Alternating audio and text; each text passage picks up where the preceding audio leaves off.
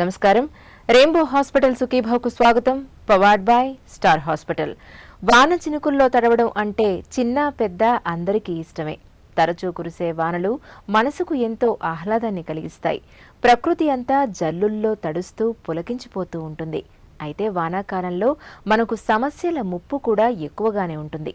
చిత్తడి పరిసరాలు, ఎక్కడ చూసినా నీరు నిల్వ ఉండిపోతుండటంతో తాగునీరు ఇట్టే కలుషితమైపోతూ ఉంటుంది. ఫలితంగా కామెర్ల ముప్పు ఈ సీజన్లో బాగా ఎక్కువగా ఉంటుంది అని చెబుతారు డాక్టర్లు.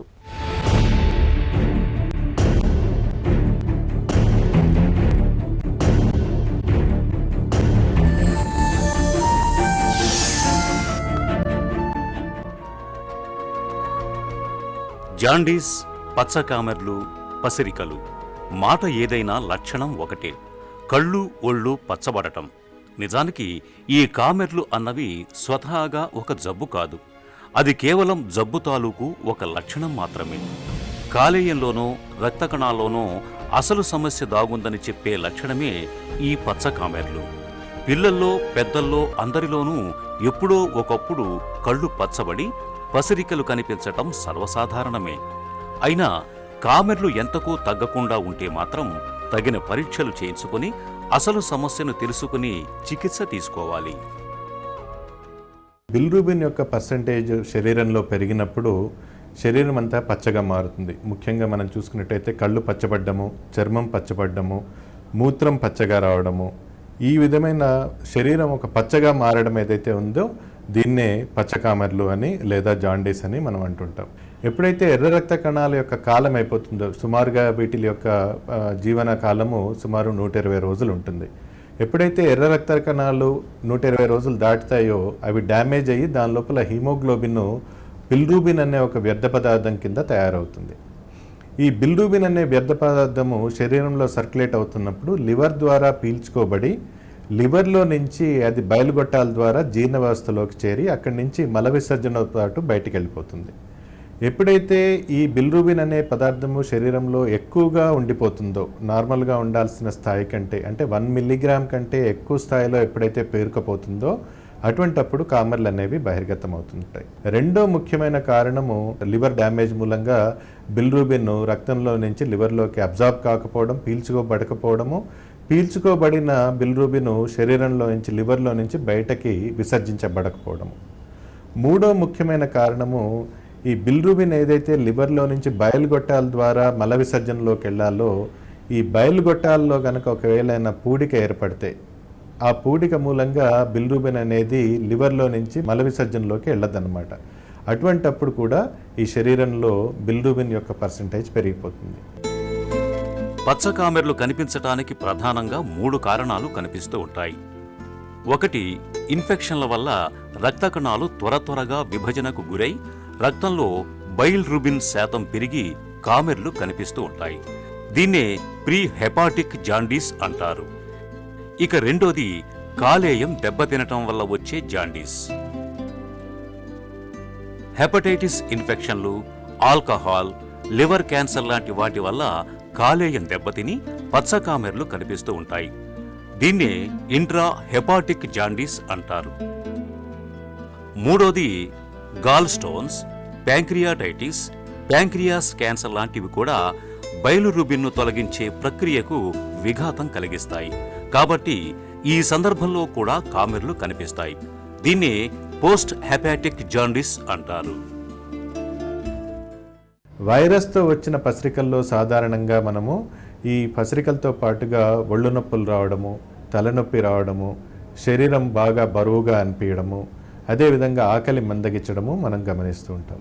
కొన్ని సందర్భాల్లో పసిరికలతో పాటుగా లివర్ డ్యామేజ్ అయిన సందర్భాలు ఉంటే కనుక మనం వాటిల్లో ఈ పసిరికలతో పాటుగా శరీరంలో దురదలు ఏర్పడము, చలి జ్వరం రావడము, అధికమైన ఫీవర్ రావడము ఇది కూడా మనము చూస్తుంటాం. కొన్ని సందర్భాల్లో లివరు డ్యామేజ్ అయ్యి సిర్రోసిస్గా మారినప్పుడు, లివర్ బాగా గట్టిపడినప్పుడు ఈ జాండీస్తో పాటుగా వాంతులు కావడము, వాంతిలో రక్తం పోవడము, మల విసర్జనలో రక్తం పోవడము, కడుపులో నీరు చేరి కడుపు ఉబ్బడము అంటే ఊబకాయం రావడము, శరీరంలో బాగా ప్రోటీన్ తగ్గిపోయి శరీరం కండ లేకుండా బక్కచిక్కిపోవడము, ఇవి కూడా మనము జాండీస్ ముదిరినప్పుడు చూసేటువంటి లక్షణాలు. ఈ వైరస్ ఇన్ఫెక్షన్ అనేది ఇది కలుషితమైన నీటి ద్వారా కానీ కలుషితమైన ఆహారం ద్వారా కానీ సంక్రమించే హెపటైటిస్ ఏ మరియు హెపటైటిస్ వైరస్లు, అదేవిధంగా కలుషితమైన ద్రవ పదార్థాలు ఒక వ్యక్తి నుంచి మరొక వ్యక్తికి ఈ ఇన్ఫెక్టెడ్ ద్రవ పదార్థాలు సంక్రమించడం మూలంగా, అంటే రక్త మార్పిడి ద్వారా కానివ్వండి, మితిమీరిన అన్ప్రొటెక్టెడ్ సెక్షువల్ ప్రాక్టీసెస్ మూలంగా కానివ్వండి, వచ్చేటువంటి హెపటైటిస్ బి మరియు హెపటైటిస్ సి వైరస్లు. ఈ విధంగా వైరస్లు ఒక వ్యక్తి నుంచి మరొక వ్యక్తికి సంక్రమించినప్పుడు అవి లివర్లోకి చేరి లివర్ని డ్యామేజ్ చేయడం కూడా మనం పెద్దవాళ్ళలో చూస్తుంటాం. ఇది కాకుండా కొని తెచ్చుకునేటువంటి ఆల్కహాల్ ఎక్సెసివ్గా తీసుకోవడం మూలంగా వచ్చేటువంటి లివర్ డ్యామేజ్ కూడా మనం పెద్దవాళ్ళలో చూస్తూ ఉంటాం. పసిరికలు ఫ్యూచర్లో దీని యొక్క ప్రోగ్నోసిస్ ఎట్లా ఉంటుంది, దీని యొక్క బిహేవియర్ ఎట్లా ఉంటుందని తెలుసుకోవడానికి ఎల్ఎఫ్టీ టెస్ట్తో పాటుగా చాలా సందర్భాల్లో వైరల్ స్క్రీన్ టెస్టు, అదేవిధంగా అల్ట్రాసౌండ్ టెస్టు, అవసరాన్ని బట్టి ఎండోస్కోపీ టెస్ట్ కానివ్వండి, సిటీ స్కాన్ కానివ్వండి, ఎంఆర్ఐ స్కాన్ కానివ్వండి, మరికొన్ని సందర్భాల్లో రోగ తీవ్రత కనుక ఎక్కువగా ఉంటే, రోగ నిర్ధారణ కనుక మనకి పూర్తిగా కాకపోతే లివర్ బయాప్సీ లాంటి పరీక్షలు కూడా మనం చేసుకోవాల్సి ఉంటుంది. కామెర్ల విషయంలో రకరకాల అపోహలు, గందరగోళాలు కనిపిస్తూ ఉంటాయి. కామెర్లు వచ్చినప్పుడు పథ్యాలు పాటించాలని చెప్పి సరైన ఆహారం తిననివ్వరు. కామెర్లు వచ్చినప్పుడు తగిన పౌష్టికాహారం తీసుకోకపోతే పరిస్థితి మరింత విషమించే ప్రమాదం ఉంది. అలాగే పచ్చకామెర్లకు రకరకాల ఆకుపసర్లు పోయటం కూడా మనం చూస్తూ ఉంటాం. వీటి వల్ల ఎలాంటి ప్రయోజనమూ ఉండకపోగా కొన్నిసార్లు జబ్బు ప్రమాదకరంగా పరిణమించే ప్రమాదం ఉంది. నిజానికి అంతగా ప్రమాదకరం కాని హెపటైటిస్ ఇన్ఫెక్షన్లలో 1-2 సహజంగానే ఏ చికిత్స తీసుకోకపోయినా తగ్గిపోతూ ఉంటాయి. ఇలాంటప్పుడు పసర్లు వాడటం వల్లనే కామెర్లు తగ్గాయని చాలామంది అనుకుంటారు. వైరస్ ఇన్ఫెక్షన్ని బాడీ ప్రొటెక్ట్ చేసుకోవాలి అంటే మంచి ఆహారం అవసరం. పచ్చాలు చేసి మజ్జిగ రసము చారన్నం పెట్టాల్సిన అవసరం లేదు. చక్కటి సమతుల్యమైన ఆహారం, ప్రోటీన్స్తో కూడినటువంటి ఆహారం ఇవ్వడం మూలంగా శరీరం ఆరోగ్యంగా ఉంటుంది. ఈ వైరస్ ఇన్ఫెక్షన్ కూడా శరీరం యొక్క రోగ నిరోధక శక్తి పూర్తిగా నయం చేయగలుగుతుంది. సుమారు 4 కనుక పసరికలు వస్తాయి, అందులో 3 పసరికలు హెపటైటిస్ ఏ మరియు హెపటైటిస్ ఈ వైరస్ మూలంగా వచ్చిన పసరికలు ఉంటాయి. సో ఇటువంటి వాళ్ళు ఈ 4 కనుక వెళ్ళి ఈ చెట్ల మందు కనుక తీసుకుంటే 3లో ఏ విధంగానూ ఆ రోగం అనేది తగ్గిపోతుంది. నిరోధక శక్తి ఏదైతే మనలో ఉంటుందో దాని ద్వారానే 99% of the times hepatitis A వైరస్కి, హెపటైటిస్ ఈ వైరస్కి ఎటువంటి ట్రీట్మెంట్ అవసరం పడదు. సో 3లో తగ్గింది కదా అని 4వ మనిషి కూడా రోగ నిర్ధారణ చేసుకోకుండా ఈ చెట్ల మందులు వాడడం మూలంగా ఆ జాండీస్ అనేది క్యాన్సర్ మూలంగా రావచ్చు, లివర్లో రాళ్ల మూలంగా రావచ్చు, ప్రమాదకరమైన hepatitis B hepatitis C virus infection మూలంగా రావచ్చు. ఇటువంటి వైరస్ ఇన్ఫెక్షన్స్ మూలంగా వచ్చిన జాండీస్ ముదిరిపోయి లివర్ పూర్తిగా డ్యామేజ్ అయిపోవడం కూడా మనం చూస్తుంటాం. సో చెట్ల మందు వాడడం అనేది ఎట్టి పరిస్థితుల్లోనూ మంచిది కాదు. జాండీస్ అనేది లివర్ డ్యామేజ్ మూలంగా వచ్చిన సందర్భాల్లో బాగా తీవ్రంగా కనుక లివర్ డ్యామేజ్ అయి ఉంటే లివర్ని సపోర్ట్ చేయడానికి మంచి మందులు అవైలబుల్ ఉన్నాయి. వైరస్ ఇన్ఫెక్షన్ మూలంగా కనుక డ్యామేజ్ అయితే వైరస్ని కూడా ఎదుర్కోవడానికి చక్కటి మందులు, హెపటైటిస్ బి కానివ్వండి, హెపటైటిస్ సి వైరస్ కానివ్వండి, చక్కటి మందులు ఉన్నాయి. ఆ మందులు వాడడం ద్వారా ఈ వైరస్ని నియంత్రించడమే కాకుండా లివర్ని కూడా ఫర్దర్గా డ్యామేజ్ కాకుండా మనం జాగ్రత్తలు తీసుకోవచ్చు. అదే సమయంలో కొన్ని సందర్భాల్లో లివర్ కనుక బాగా తీవ్రంగా డ్యామేజ్ అయ్యి ఇర్రికవరబుల్ స్టేజ్లోకి వెళ్ళినప్పుడు దాన్ని లివర్ మార్పిడి ద్వారా కూడా ఒక్కొక్కసారి లివర్ సిర్రోసిస్లో ఉన్నప్పుడు ఇంకా మందులు పనిచేయవని తెలిసినప్పుడు లివర్ ట్రాన్స్ప్లాంటేషన్ ద్వారా కూడా దీనికి వ్యాధికి మనము ట్రీట్మెంట్ చేయవచ్చు. పచ్చకామెర్ల వెనక చాలా సందర్భాల్లో పెద్దగా ప్రమాదకరమైన సమస్యలు ఏవి ఉండకపోవచ్చు. అలాంటప్పుడు పెద్దగా చికిత్స తీసుకోకపోయినా అవి తగ్గిపోతాయి. అయితే ఒకవేళ కామెర్లకు కారణం ప్రమాదకరమైన హెపటైటిస్ ఇన్ఫెక్షన్ వల్ల కాలేయం దెబ్బతినటమో లేదా ఇతరత్రా క్యాన్సర్ లాంటిదేమైనా ఉంటే మాత్రం తగిన పరీక్షలు చేయించుకుని చికిత్స తీసుకోవాలి. ఇంటి చుట్టూ పరిసరాల్లో మురుగునీరు ఉండకుండా చూడడం, తాగునీటిలో క్లోరిన్ బిళ్లల్ని వేసి శుద్ధి చేసుకోవడం, అవసరమైతే తాగునీటిని కాచి వడబోసుకోవడం ద్వారా వానాకాలంలో తాగునీటిని ఎలా సురక్షితంగా ఉంచుకోవచ్చో తెలుసుకున్నాం కదా. ఇప్పుడు రెయిన్బో హాస్పిటల్ సమర్పించు హెల్త్ న్యూస్ మీకోసం. మలేరియా జ్వరాన్ని నివారించేందుకు ఆస్ట్రేలియా పరిశోధకులు కొత్త మందును కనుగొన్నారు. మలేరియాకు కారణమయ్యే ప్లాస్మోడియం క్రిములు సాధారణంగా మన శరీరం నుంచి B1 విటమిన్ను గ్రహించడం ద్వారా శక్తిని పొంది విస్తరిస్తాయి. ఈ ప్రక్రియను అడ్డుకోవడం ద్వారా మలేరియాకు చక్కగా అడ్డుకట్ట వేయవచ్చని పరిశోధకులు ఒక అధ్యయనంలో కనుగొన్నారు. B1 విటమిన్ను గ్రహించినప్పుడు దాన్ని శక్తిగా మారకుండా అడ్డుకోవడం ద్వారా మలేరియాకు కారణమయ్యే వ్యాధి కారకాలను బలహీనపరచవచ్చని శాస్త్రవేత్తలు ఎలుకలపై జరిపిన పరిశోధనలో నిరూపించారు. త్వరలోనే మానవాళిపై కూడా ఈ ప్రయోగాలను చేయనున్నామని పరిశోధకులు చెబుతున్నారు. మన జీవన ప్రయాణం సవ్యంగా సాఫీగా సాగిపోతూ ఉండాలంటే ఎప్పటికప్పుడు మనకు ప్రాణవాయువు పుష్కలంగా అందుతూ ఉండాలి. మరి ప్రాణవాయువు చక్కగా అందాలంటే అందుకు మన ఊపిరితిత్తుల ఆరోగ్యం చక్కగా ఉండాలి. ఎటు చూసినా కాలుష్య మేఘాలు ఆవరించిన ప్రస్తుత పరిస్థితుల నేపథ్యంలో మన ఊపిరితిత్తుల్ని ఆరోగ్యంతో ఉంచుకునేందుకు ఏం చేయాలి, ఎలాంటి జాగ్రత్తలు తీసుకోవాలి, వివరాలు మీకోసం. ఊపిరితిత్తుల ఆరోగ్యానికి స్వచ్ఛమైన గాలిని పీల్చడంతో పాటు అలవాట్లు, జీవన శైలిలోనూ కొన్ని ప్రత్యేక జాగ్రత్తలు తీసుకోవాలి. తేమ వాతావరణంలో ఊపిరితిత్తులకు హాని చేసే తవిటి పురుగులు పెరిగే అవకాశం ఎక్కువగా ఉంటుంది. కాబట్టి తవిటి పురుగులు పెరగకుండా ఉండాలంటే ఇంట్లోనూ పనిచేసే చోట తేమ వాతావరణం లేకుండా చూసుకోవాలి. వంటగదిలో పొగను బయటకు పంపే ఫ్యాన్లు, చిమ్నీలు ఏర్పాటు చేసుకోవాలి. ఎయిర్ కండిషనర్ల వాడకాన్ని సాధ్యమైనంత వరకు తగ్గించాలి. సిగరెట్, చుట్ట, బీడీ కాల్చే అలవాటు ఉంటే వెంటనే మానుకోవాలి. ఇంట్లో ఎవరైనా పొగ తాగే అలవాటు ఉంటే మాన్పించండి. క్యాబేజీ, గోబీ పువ్వు, బ్రకోలీ వంటి వాటిలో ఉండే ఐసోథైనేట్ పోషకాలు ఊపిరితిత్తుల ఆరోగ్యానికి చాలా మంచిదని పరిశోధనలు చెబుతున్నాయి. వీటిని తరచుగా తీసుకోవాలి. పట్టణ ప్రాంతాల్లో నివసించే వాళ్లు కాలుష్యం అధికంగా ఉండే పగటి వేళల్లో కంటే ఉదయం, సాయంత్రం వేళల్లో పనులు చక్కబెట్టుకోవడం మేలు. వ్యాయామానికి ఊపిరితిత్తులు బాగా స్పందిస్తాయి. దీర్ఘంగా శ్వాస తీసుకునే ప్రాణాయామాల్ని నిత్యం పావుగంట సేపు సాధన చేయడం మంచిది. అధిక బరువు ఊపిరితిత్తుల పనితీరును దెబ్బతీస్తుంది. కాబట్టి ఎత్తుకు తగ్గ బరువు ఉండేలా ఆహార వ్యాయామాల్లో తగిన జాగ్రత్తలు తీసుకోవాలి. కాలుష్యానికి, తేమ వాతావరణానికి దూరంగా ఉండడం, సిగరెట్ పొగను మానుకోవడం, నిత్యం వ్యాయామం చేయడం, బరువును అదుపులో ఉంచుకోవడం మన ఊపిరితిత్తుల్ని ఆరోగ్యంగా ఉంచే ప్రాథమిక సూత్రాలు ఇవే. ఏళ్ల కొద్దీ షుగర్ జబ్బుతో బాధపడుతున్నప్పుడు ఒక్కోసారి మందులు చాలవు. మందులకు బదులుగా ఇన్సులిన్ను ఇంజెక్షన్ రూపంలో తీసుకోవాల్సి ఉంటుంది. మనలోని ప్రతి కణానికి ప్రాణాధారమైన గ్లూకోజ్ను అందించే ఇన్సులిన్ను ఇంజెక్షన్ రూపంలో తీసుకోవడంపై మనలో చాలా మందిలో చాలా రకాల అనుమానాలు, నమ్మకాలు కనిపిస్తాయి. ఒకసారి ఇన్సులిన్ను మొదలు పెడితే ఇక జీవితాంతం దానికి బానిసగా మారాలని, ఇన్సులిన్తో సమస్యల బెడద కూడా ఎక్కువగా పెరుగుతుందని అనుకుంటారు. అసలు ఇన్సులిన్ వాడకంపై ఉన్న అనుమానాల్లో నిజమెంత? ఈ నమ్మకాల గురించి డాక్టర్లు ఏం చెబుతారో ఇప్పుడు విందాం.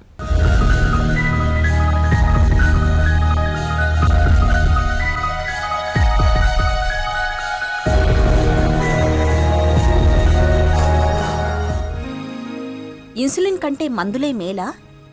ఇప్పుడు ఇన్సులిన్ అన్నది మంచిది, అది చెడది కాదు. ఈ డయాబెటీస్ వల్ల లాంగ్ టర్మ్ కాంప్లికేషన్స్ అన్నీ చాలా వరకు తగ్గుతాయి అని ప్రపంచవ్యాప్తంగా స్టడీస్లో తెలిసింది. కాబట్టి అందుకనే ఇన్సులిన్ అనేది ఇప్పుడు ఈ కాలంలో డాక్టర్లు కొంచెం ముందు దశల్లోనే ఇన్సులిన్ చెప్తున్నారు. 10-15 ఏళ్ల బట్టి టాబ్లెట్స్ వాడుతున్న పేషెంట్లో ఇన్సులిన్ అన్న లెవెల్స్ పూర్తిగా కుంటుపడిపోయిన బాడీలో అప్పుడు ఎన్ని టాబ్లెట్లు ఇచ్చినా పనిచేయదు. కాబట్టి అప్పుడు ఇన్సులినే సక్రమైన మార్గము. ఇన్సులిన్ వాడుతూ దాని మోతాదు తగ్గించి మెయింటైన్ చేసుకోవడానికి తగినంత టాబ్లెట్లు స్పెషలిస్ట్ అడ్జస్ట్ చేస్తారు. కాబట్టి సో డయాబెటీస్ పేషెంట్లో మందులే మేలు, ఇన్సులిన్ కాదు అన్నది ఒక పూర్తి అపోహ. ఇన్సులిన్తో మధుమేహం నయమవుతుందా? ఇన్సులిన్ను కరెక్ట్గా వాడుతూ సక్రమంగా వాడుతుంటే మధుమేహ వ్యాధి కంట్రోల్లో ఉంటుంది. షుగర్ మంచి లెవెల్స్లో మెయింటైన్ అవుతూ షుగర్ యొక్క అనర్థాలు అంటే ఆక్సిడేటివ్ ప్రాసెస్ బాగా జరిగేది, అది నార్మల్ అవుతుంది. ప్లస్ కాంప్లికేషన్స్ కూడా చాలా వరకు తగ్గుతాయి. కానీ ఇన్సులిన్ వల్ల కొన్నాళ్ళు వాడితే మొత్తం డయాబెటీస్ క్యూర్ అయిపోతుంది అన్నది మాత్రం తప్పు. ఇన్సులిన్ ఇంజెక్షన్ చాలా బాధాకరంగా ఉంటుందా? టెక్నిక్ కానీ కరెక్ట్గా నేర్చుకొని ఎక్కడ కరెక్ట్గా వేసుకుంటే నొప్పి ఉండదు, ప్లస్ ఏ టైప్ ఆఫ్ సూది వాడితే నొప్పి ఉండదు, ఇవి కరెక్ట్గా అర్థం చేసుకోవడానికి అవగాహన ఉంటే పెయిన్ అసలు ఏమి ఉండదు. నవేడేస్ చాలా ఫైన్ అల్ట్రా ఫైన్ నీడిల్స్ వస్తున్నాయి, ఈవెన్ సిరింజ్లో కానీ లేకపోతే ఇంజెక్షన్ పెన్లో కానీ నీడిల్స్ వస్తాయి కాబట్టి అది వాడచ్చు.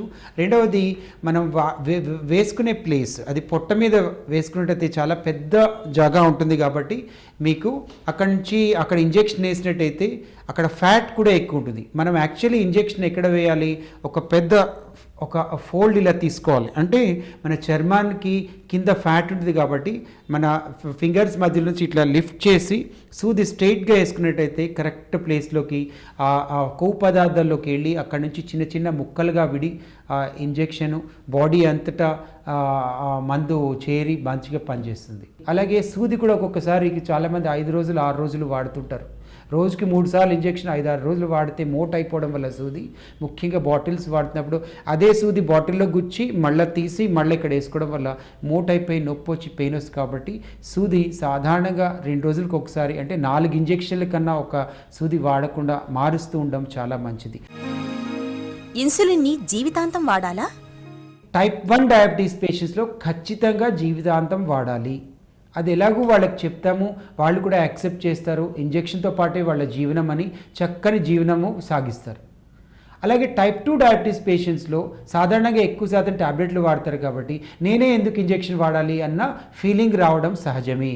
కానీ ఒక్కొక్క పేషెంట్లో 10-15 ఏళ్ళు అయిపోయినాక ట్యాబ్లెట్లు పనిచేయనప్పుడు, లోపల అస్సలు ఇన్సులిన్ లేనప్పుడు ఎప్పుడైతే ఇన్సులిన్ స్టార్ట్ చేస్తామో అటువంటి పేషెంట్లకు లైఫ్ లాంగ్ వాడాలి. అది తప్పనిసరి వాళ్ళ ట్రీట్మెంట్లో భాగం.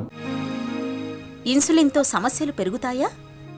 షుగర్ హైపోగ్లైసిమియా రిస్క్, అంటే మంచి కంట్రోల్ ఉన్న కొద్దిగా లో షుగర్ అయ్యే పరిస్థితి ఉండొచ్చు. ఆహారము, వ్యాయామము ఇన్సులిన్తో సమన్వయం కాకుండా తిన్న తర్వాత వేసుకుంటూ, ఎప్పుడో తిన్న తర్వాత గంట తర్వాత వేసుకుంటూ, ఎప్పుడంటే టైం లేకుండా వేసుకున్నట్టయితే డెఫినెట్గా అది 2 వైపులా కత్తి పదును లాంటిది, కొంచెం జాగ్రత్త ఉండాలి. అది మరి ఏ ట్రీట్మెంట్లోనైనా మనం తీసుకోవాల్సిన కనీస జాగ్రత్త ఇన్సులిన్తో కూడా ఉంటుంది. ఇన్సులిన్తో బరువు పెరుగుతారా? సహజంగా చూస్తే డయాబెటీస్ కంట్రోల్ లేనప్పుడు బరువు తగ్గుతారు, బాగా వీక్నెస్ వస్తుంది. అదే ఎప్పుడైతే ఇన్సులిన్ ఇచ్చో లేదా కంట్రోల్ పెట్టినప్పుడు కొద్దిగా వెయిట్ పెరగడం సహజం. సో ఇన్సులిన్ వాడాల్సి వస్తే, ఇన్సులిన్ వాడుతుంటే బరువు పెరగకుండా తగిన జాగ్రత్తలు ఎలాగో అంటే ఆహారపు నియమం సక్రమం పాటిస్తూ తగిన వ్యాయామం చేస్తే, 1 ఇన్సులిన్తో బరువు పెరగరు, 2 తక్కువ డోస్ ఆఫ్ ఇన్సులిన్తో మెయింటైన్ అవుతారు, 3 మీ పరిస్థితిని బట్టి ఇన్సులిన్తో పాటు కొన్నిసార్లు మెట్ఫార్మిన్ కానీ వేరే ట్యాబ్లెట్లు కానీ డాక్టర్ అడ్వైజ్ చేస్తే అతి తక్కువ మోతాదుతో మెయింటైన్ అయ్యేట్టుగా చూసుకోవచ్చు.